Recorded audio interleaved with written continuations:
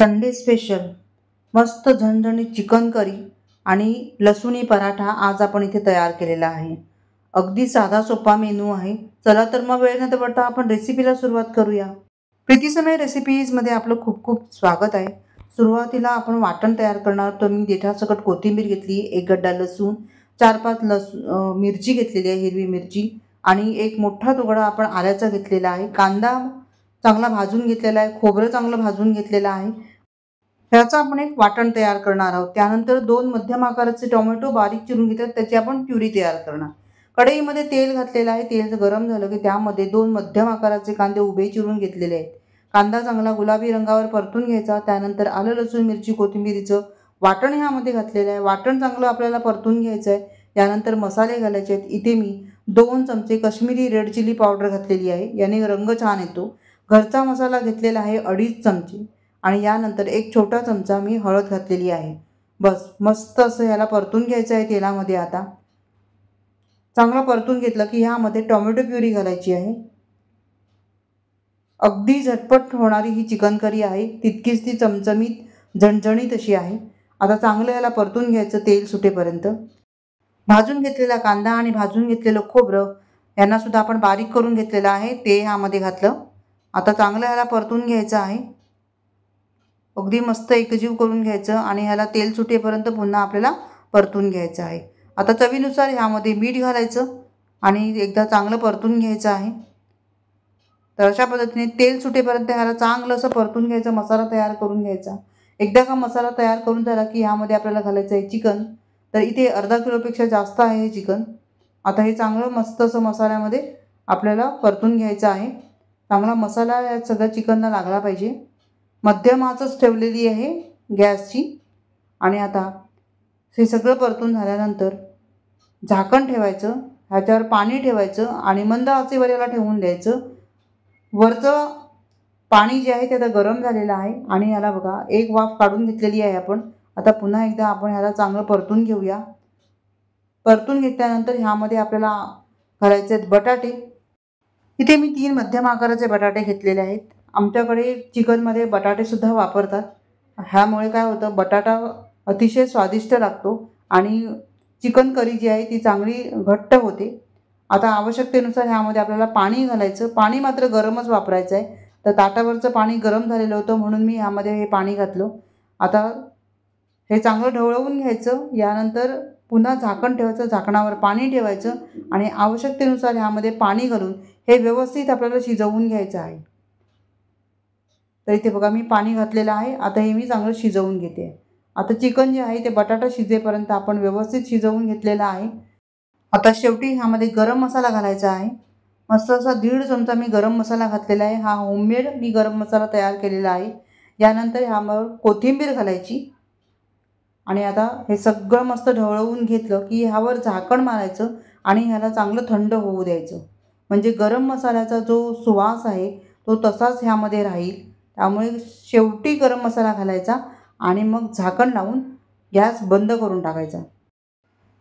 आता एक 10 ते 15 मिनटं मी चांगलं ह्याला थंड करून घेतलेलं आहे आणि तुम्ही पाहू शकता मस्त ह्याला तरी आलेली आहे। आणि बघा चिकन पण मस्त असं शिजलेलं आहे आणि ह्याची ग्रेव्ही तर तुम्ही विचारूच नका, इतकी मस्त झालेली आहे। अगदी मस्त झणझणीत आणि तर्रीदार असं हे चिकन तयार झालेलं आहे। तसंच त्याचं टेस्टही खूप छान आहे।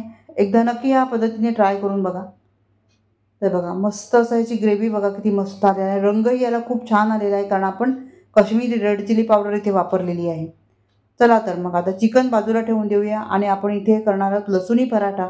त्याकरता आता इथे मी पीठ घेतलेलं आहे, यामध्ये थोडंसं मीठ घातलेलं आहे, 1 चमचा साजूक तूप घालायचं आणि थोडं थोडं पाणी घालून हे पीठ जे आहे ते आपल्याला चपातीच्या पिठासारखं मळून घ्यायचं आहे। तर इथे मी आता मळून हे पीठ तयार करून घेते। इथे बघा हे पीठ जे आहे ते मी आता चांगलं मळून घेते आहे। मळून झाल्यानंतर ह्यावर पुन्हा आता आपण तूप घातलेलं आहे आणि ह्याला झाकून ठेवूया 5-7 मिनटं। तोपर्यंत इथे आपण भरपूर असा लसूण ठेचून घेऊया। लसूण ठेचून झाला व्यवस्थित बारीक करून घ्यायचा। ह्यामध्ये आता आपल्याला घालायचं आहे साजूक तूप। तर इथे मी 2.5 चमचे साजूक तूप घातलेलं आहे। जसं आपला आवश्यकता आहे त्याप्रमाणे साजूक तूप घालायचं। मी थोडंसं तूप अजून वाढवलेलं आहे. त्यानंतर इथे बारीक चिरलेली कोथिंबीर घातलेली आहे आणि अर्धा चमचा चिली फ्लेक्स घालायचे. आणि असं हे आपलं स्टफिंग आपण तयार केलेलं आहे लसूणी पराठ्यासाठी. चला तर मग आता हे बाजूला ठेवून देऊया आणि आपण पराठा तयार करायला घेऊया. आता तोपर्यंत 5-7 मिनटं झालेली आहेत. पीठ चांगलं पुन्हा एकदा आपण मळून घेऊया आणि चांगलं सॉफ्ट तयार करून घेऊया. ह्याचा एक गोळा काढून घेतला. ह्याचे असे गोळे तयार करून घ्यायचे.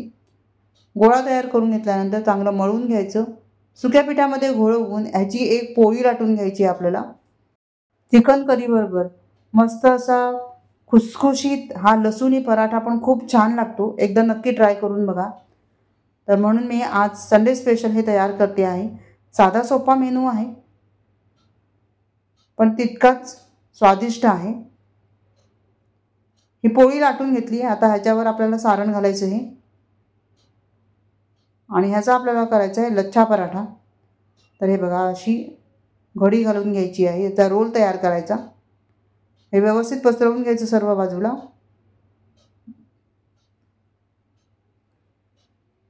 घट्ट असा रोल तयार करायचा.